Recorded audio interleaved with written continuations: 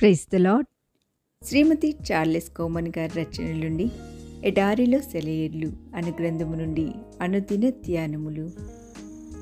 దేవుడు క్రీస్తునందు లోకమును తనతో సమాధాన పరుచుకొంచు. 2 కొరింథీయులకు రాసిన పత్రిక 5వ అధ్యాయము 19వ వచనము.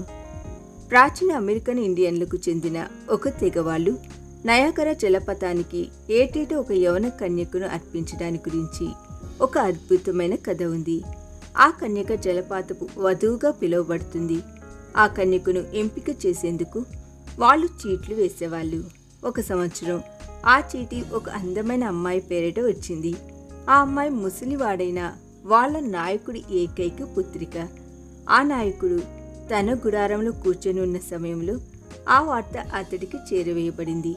ఆ వార్తను విన్న ఆ వృద్ధ నాయకుడు ఎలాంటి భావావేశాలను వ్యక్తీకరించక ఎప్పటిలాగానే హుక్కా పీలుస్తూ కూర్చున్నాడు.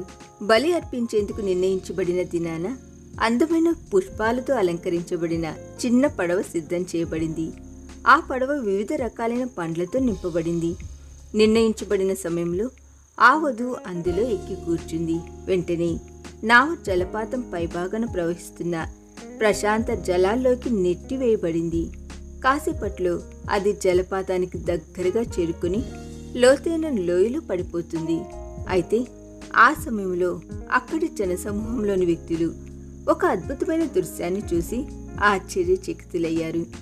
తమకు క్రింది భాగాన వాళ్లకు ఒక పడవ కనిపించింది. ఆ పడవలో వాళ్ళ నాయకుడు కూర్చొని ఉన్నాడు.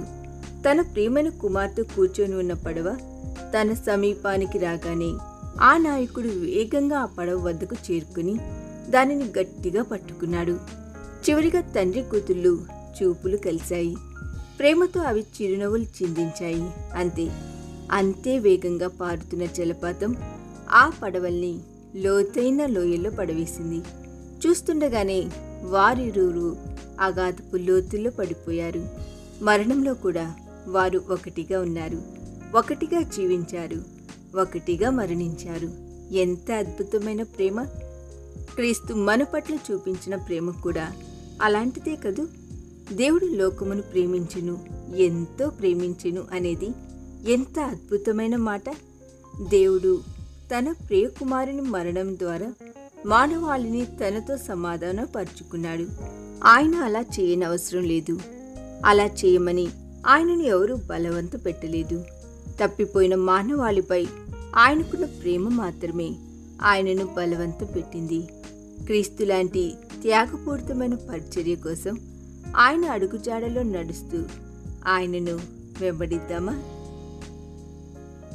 ఈ దిన ధ్యానము మనందరి ఆత్మీయ జీవితమునకు ఆశీర్వాదకరముగా ఉండునుగాక.